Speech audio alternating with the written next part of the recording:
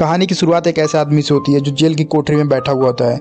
कुछ ही घंटों बाद उसे फांसी होने वाली है। हैरानी की बात यह है कि आम इंसान अपनी मौत से पहले डर और बेचैनी से भर जाता है। वहीं यह आदमी बिल्कुल शांत और रिलैक्स नजर आ रहा है।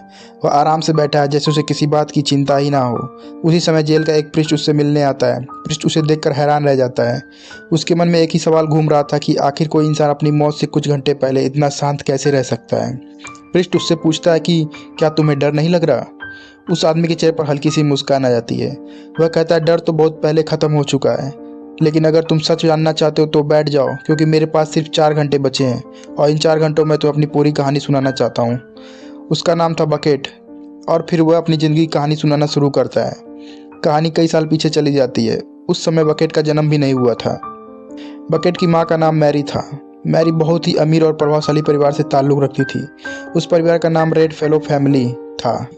यह परिवार इतना अमीर था कि कुल संपत्ति लगभग $9 मिलियन के आसपास थी। लेकिन मैरी बाकी परिवार वालों के जैसी नहीं थी। जहाँ उसके परिवार के लोग पैसा, प्रतिष्ठा और ऊंचे स्टेटस को सबसे ज़्यादा महत्व देते थे, वहीं मैरी को इन सब चीज़ों से ज़्यादा फर्क नहीं पड़ता था। जब मैरी 18 साल की हुई तो एक दिन वह अपने दोस्तों के साथ एक पार्टी में गई। वहीं उसकी मुलाकात एक साधारण से लड़के से हुई। वह लड़का किसी अमीर घर से नहीं था, वह बस एक छोटे से म्यूजिक बैंड का मेंबर था। लेकिन मैरी को उस लड़के की सादगी और सच्चाई पसंद आई। धीरे धीरे दोनों के बीच मुलाकातें बढ़ने लगी और उनका रिश्ता गहरा होता चला गया। कुछ समय बाद मैरी को एक ऐसी बात पता चली जिसने उसकी सारी जिंदगी खत्म कर दी। वह प्रेग्नेंट थी। यह खबर सुनकर कुछ समय के लिए परेशान जरूर हुई, लेकिन उसने फैसला किया कि वह इस सच्चाई को छुपाएगी नहीं। वह हिम्मत करके अपने पिता के पास गई और उन्हें सब कुछ बता दिया। लेकिन जैसे उसके पिता को यह पता चला, वह गुस्से से आग बबूला हो गए। उनके लिए बिल्कुल अस्वीकार्य थी कि इतने बड़े प्रतिष्ठित परिवार का नाम किसी साधारण आदमी से जुड़ जाए। उन्होंने मैरी के सामने एक कठोर फैसला रख दिया। उन्होंने कहा, तुम्हारे पास सिर्फ 2 रास्ते हैं, या तो इस बच्चे को ख़त्म कर दो या फिर इस घर को हमेशा के लिए छोड़ दो। यह फैसला आसान नहीं था, लेकिन मैरी ने बिना एक पल सोचे अपना फैसला कर लिया। उसने अपने होने वाले बच्चे को चुन लिया। उसने अपनी सारी दौलत, प्रॉपर्टी और यहाँ तक अपने पूरे परिवार को भी छोड़ने का फैसला कर लिया। कुछ ही समय बाद वह दिन भी आ गया जब मैरी ने एक बेटे को जन्म दिया। उस बच्चे का नाम रखा बकेट।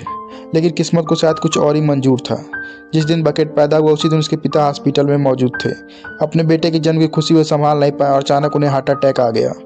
कुछ ही पलों में उनकी मौत हो गई और इस तरह मैरी एक ही दिन में सिंगल मदर बन गई। अब उसके सामने जिंदगी की सबसे बड़ी जिम्मेदारी थी, अपने बेटे को अकेला पालना। लेकिन मैरी ने हार नहीं मानी। उसने कभी अपने पुराने परिवार के पास वापस जाने की कोशिश नहीं की। इसके बजाय एक साधारण सी सरकारी नौकरी कर ली। हालांकि इस नौकरी से बहुत कम पैसे मिलते थे, लेकिन वह इन्हीं पैसों से अपने बेटे को बेहतर ज़िंदगी देने की कोशिश करती रही। मैरी चाहती थी कि उसका बेटा वही ज़िंदगी जी सके जो कभी उसने जी थी। इसलिए उसने बकेट को उसी स्कूल में दाखिला दिलाया जहाँ रेड फेलो फैमिली के बच्चे पढ़ा करते थे। वह उसे अच्छे कपड़े पहनाती थी, उसे पियानो सिखाती थी और हर तरह के मानसिक और शारीरिक रूप से मजबूत बनाने की कोशिश करती थी, क्योंकि उसे पता था एक दिन बकेट की उसी दुनिया में जाना होगा जहाँ से वह खुद निकल कर आई थी। स्कूल में पढ़ते हुए बकेट की मुलाकात एक लड़की से हुई जिसका नाम जूलिया था। जूलिया बहुत खूबसूरत थी और एक अमीर परिवार से ताल्लुक़ रखती थी। बकेट को बहुत पसंद आने लगी। वह उससे दोस्ती करना चाहता था, लेकिन जूलिया को बकेट में कोई दिलचस्पी नहीं थी। एक दिन जूलिया ने उससे पूछ लिया कि वह कहाँ रहता है। बकेट ने सच सच बता दिया कि वह न्यू जर्सी के एक साधारण इलाके में रहता है। बस यही बात जूलिया को उससे दूर करने के लिए काफ़ी थी। लेकिन बकेट ने हार नहीं मानी। उसने कहा, एक दिन मेरे पास भी बहुत पैसा होगा। फिर उसने जूलिया को सच बताया जो उसकी माँ ने उसे बताया था, कि वह रेड फेलो फैमिली का सदस्य है और एक दिन अपनी दौलत उसी को मिलने वाली है। कुछ समय के लिए जूलिया को यह बात दिलचस्प लगी, लेकिन बाद में उसे लगा कि बकेट सिर्फ झूठ बोल रहा है और उसने उसका मजाक उड़ाते हुए उससे दूरी बना ली। लेकिन बकेट की ज़िंदगी में अभी और भी मुश्किलें आने वाली थी। एक दिन जब वो घर पहुंचा तो पता चला कि उसकी माँ बहुत गंभीर रूप से बीमार है।